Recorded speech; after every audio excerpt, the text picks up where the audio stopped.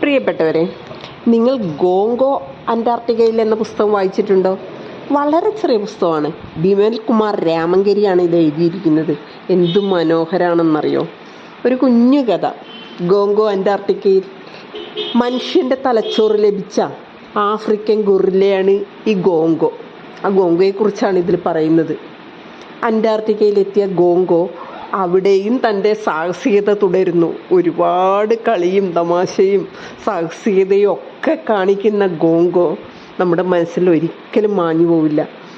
ഗോങ്കോ ഹെലികോപ്റ്ററിലാണ് പോകുകയല്ല, helicopter പറത്തുകയാണ്.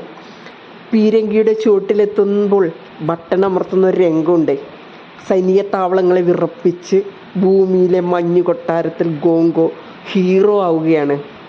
അത് വായിച്ച് തന്നെ അറിയണം. വായനക്കാരെ ആകാംക്ഷയുടെ മുൾമുനയിൽ നിർത്തുന്ന സൂപ്പർ ത്രില്ലർ കൂടിയാണ് ഈ കുഞ്ഞു പുസ്തകം. ഇതിനെത്ര പേജാണെന്നറിയോ? വെറും 80 പേജുള്ള ഒരു കുഞ്ഞു പുസ്തകം. വായിക്കണേ.